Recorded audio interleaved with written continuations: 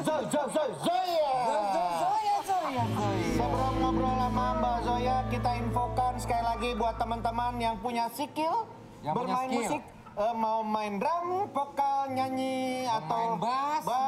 Ayo kalau mau nge-jam sama kita di sini, langsung aja kirimkan video ke @tonightshow_net dengan hashtag nge-jam bareng Tonight Show. Tulis caption alasan kenapa ini nge-jam sama kita ya. Yes. Video terbaik nanti akan dipilih sama tim dan akan kita ajak ke sini dan kita akan main nge-jam bersama. Kita ngobrol lagi sekarang. Tonight's Clinic bersama Zoya Amirin. Zoya Amirin. Terakhir kali ngobrolin soal toxic relationship. Iya.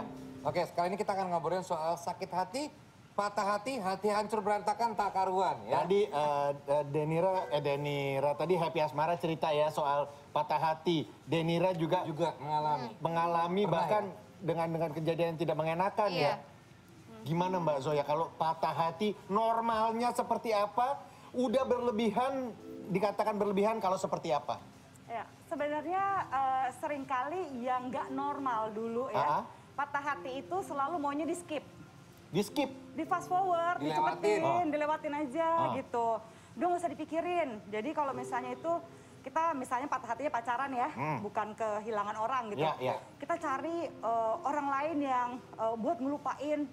Pelarian? Pelarian. Nah itu sebenarnya lebih bahaya. Sebenarnya jadi patah hati yang sehat harusnya justru berproses. Gitu, jadi berprosesnya kayak misalnya apa? Pertama nih kalau orang patah hati dia akan denial dulu, menyangkal. Kok bisa ya? Kita kayak begini, padahal kita udah lama. Padahal dulu kayaknya dia baik banget. Nah itu denial dulu. Abis denial, marah. Gue gak terima nih diputusin. Atau gue gak terima nih, dia abis diputusin kenapa dia lebih bahagia. Abis denial, marah, depresi. Gak mau ngapa-ngapain, gak mau keluar, makan banyak atau gak makan sama sekali. Tidur gitu. Kalau kita lihat di film-film kan tuh kalau film-film teenage gitu kan makan es krim ya. Gitu. Nih, kalau kalian berdua coba Happy sama Denira. Pernah mengalami sakit hati patah hati kan ya? Pernah. Dan pasti masih sampai sekarang masih keinget nyeseknya ya? Happy pernah? Pernah banget. Sampai apa yang kamu lakukan setelah itu? Yang paling lama stage-nya apa kali ya? Denial-nya, marahnya. Healing-nya sih lama. Healing-nya lama banget. Healing-nya lama banget. Mungkin prosesnya bolak-balik nggak sih? Iya. Nah, karena nggak dirasain benar-benar kali ya. Mungkin gitu patah hati ada yang dugem atau langsung pergi apa sih namanya naik gunung. Nah, gitu kalau Happy apa? Biasa larinya kemana gitu kalau setelah patah hati atau sakit hati banget? Kalau Happy itu pelariannya adalah di lagu. Jadi ketika Happy patah, Happy merasa jatuh, terus terpuruk gitu, Happy langsung bawa pulpen sama buku tuh, langsung berkarya. Waduh. Itu ngerilis kamu dari rasa sakit itu? Iya, jadi aku rilisnya benar-benar menumpahkan gitu, benar-benar sangat mengungkapkan rasa sakit aku yang aku alamin di laguku tersebut. Kayak itu gitu. lebih cepat sembuh ya? Bagus itu jadi karya. Sebenarnya nggak cepat sembuh, sembuhnya tetap lama gitu. Kalau dia saya hai lagi tuh kayak aduh, lagi ya? bubar. Tapi jadi sesuatu, jadi produktif, bagus, ada bagus. Sampai bikin trauma nggak? Denira sempat trauma nggak sama hubungan karena apa? Sama seseorang? Enggak sih. Cuman aku kalau misalkan lagi galau gitu pasti aku kayak kemakan atau enggak kerja. Pasti harus ada kegiatan gitu. Mengalihkan gitu. Bagus nggak sih pengalihan itu Mbak Zoya? Nggak selalu sebenarnya. Jadi kalau misalnya patah hati sebenarnya kita harus ambil waktu untuk bersedih dulu. Proses the pain. Nah orang tuh kebanyakan nggak mau proses the pain gitu kan ya. Dan yang paling susah untuk memproses patah hati biasanya laki-laki. Dia bukannya karena gue ini laki-laki ya. Laki-laki sama perempuan beda. Kalau perempuan patah hati dia nangis dulu ini berproses. Nanti begitu perempuan udah dia perempuannya udah bahagia, baru sebulan kemudian lakinya nangis. Iya betul ya. Betul prosesnya telat ya. Kebalikan. Itu gue banget, itu gue banget. Gitu. Tapi emang iya sih ya. Iya gitu patah hati laki-laki. Kalau sampai trauma gitu tuh gimana Mbak Zoya? Sebenarnya trauma itu karena dia kurang proses memaafkannya. Jadi memaafkan tuh bukan, oh ya deh gue maafin. Tapi setiap ngelewat tempatnya dia lagi, marah lagi, sakit hati lagi. Itu belum maafin. Jadi forgive and forget itu sebenarnya adalah kita proses pain-nya dulu. Dan jangan lupa kita harus bisa setidak-tidaknya nih, abis proses depresi, pada proses pembaruan tuh kita harus inget.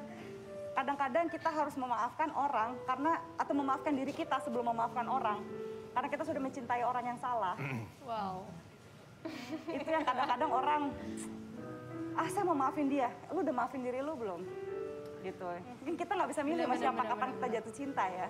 Tapi tadi kan pelariannya kamu berkarya, kamu juga kerja. Kalau pelariannya akhirnya mencari pasangan baru misalnya, Mbak.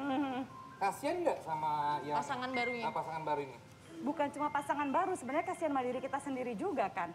Kan itu biasanya kan cuma jadi bumper doang ya. Iya. Tapi kalau jadi beneran, Mbak? Awalnya Berapa pelampiasan banyak? terus serius.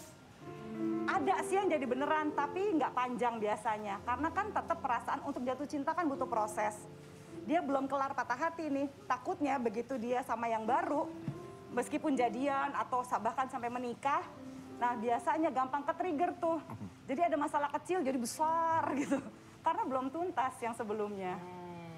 Mbak, kalau melihat trennya, kan setiap generasi itu berbeda-beda ya. Iya. Generasi kita, generasi yang terdahulu, generasi sekarang. Cenderung patah hatinya, sakit hatinya seperti apa mereka? Kalau aku paling ngeri sih sebenarnya generasi Z. Z tuh yang sekarang? Yang sekarang banget, yang lagi SMP, SMA, kuliah sekarang ya. Kalau sebelumnya milenial kan udah kuliah ke atas. Ya. Kenapa paling mengerikan? Karena generasi sekarang kan generasi instan. Ya. Orang tuh suka memanjakan dopamin gitu. Jadi, yang penting cepet. Ada yang lain, ada lagi yang lebih ini. Orang nggak biasa memproses perasaannya dulu. Itu agak ngeri sih menurut aku. Ngerinya kenapa, Mbak? Karena kalau misalnya kita nggak sempat memproses perasaan kita, berarti kita lebih cepat stres. Oke. Stres itu kan ada yang bagus, ada yang buruk. Dalam arti gini, orang pikir stres itu depresi karena nggak mendapatkan yang kita inginkan. Iya.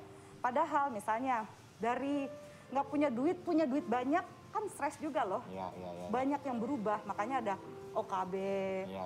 Ada orang yang tiba-tiba jadi norak, jadi aneh pas kaya gitu ya. Tuh dopamin aja jangan sampai instan ya. Nanti bisa jadi minus dopamin seperti lagunya Good Night Electric.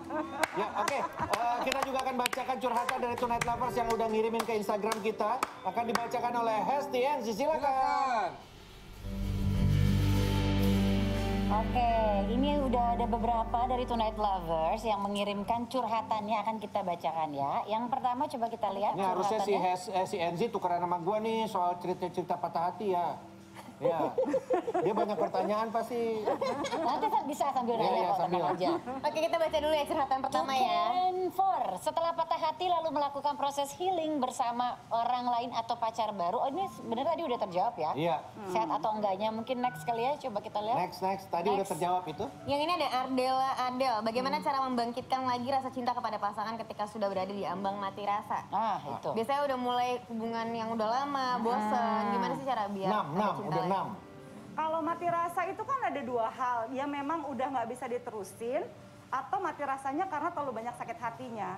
Kebanyakan orang yang sakit hati sampai senam itu biasanya udah banyak kecewa dan nggak ada jalan keluar. Bener. Jadi mesti dicari tahu dulu gitu. Kalau udah selama itu mungkin dia lebih sering ngebelain kepentingannya orang itu, bukan kepentingannya dia. Jadi nggak fair hubungannya biasanya. Terus mati rasa yang lain itu masih bisa diselamatkan apa? Yang mati rasa apa? Yang mati rasanya belum tentu. Jadi kalau dia mau menyelamatkan, dia mesti nyelamatin dirinya dia dulu sendiri. Apa sih yang bikin dia bahagia?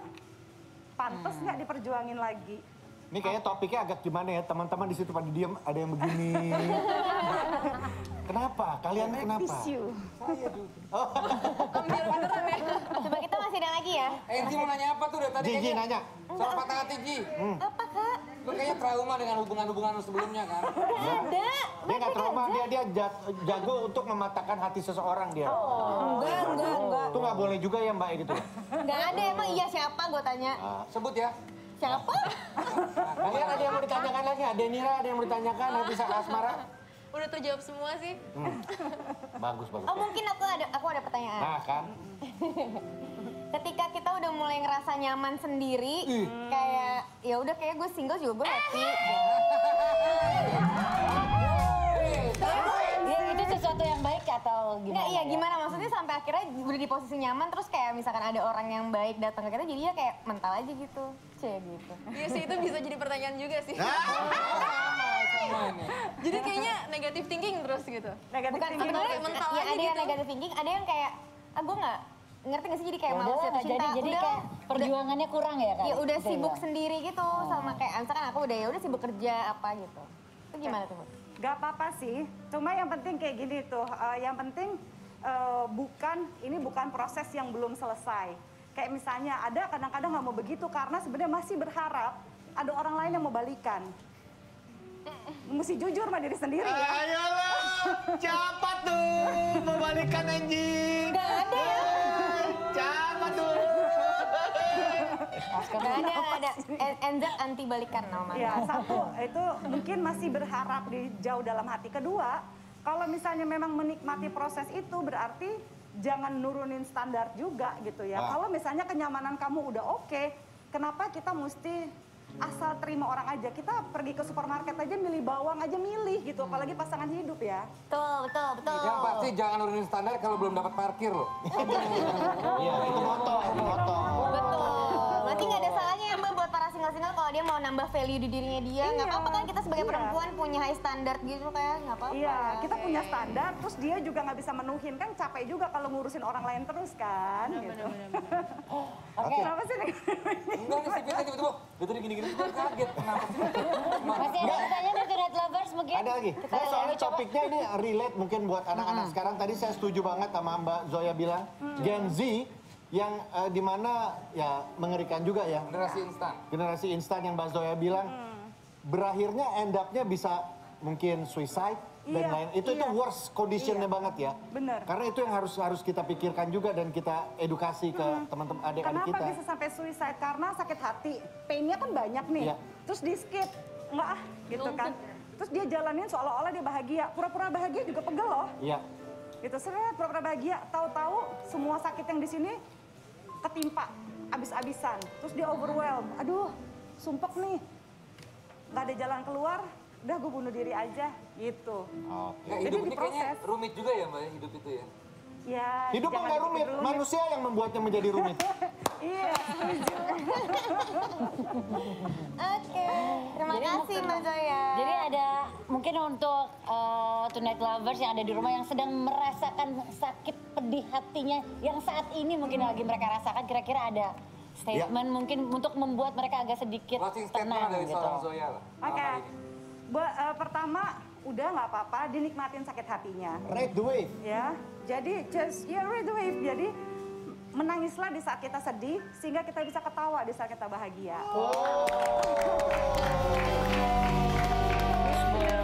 Mbak Zoya, terima Best kasih. quote. Sama-sama. Terima kasih banget ya. Tapi selanjutnya kita masih akan kembali loh, jangan kemana-mana, tetap di Tonight Show.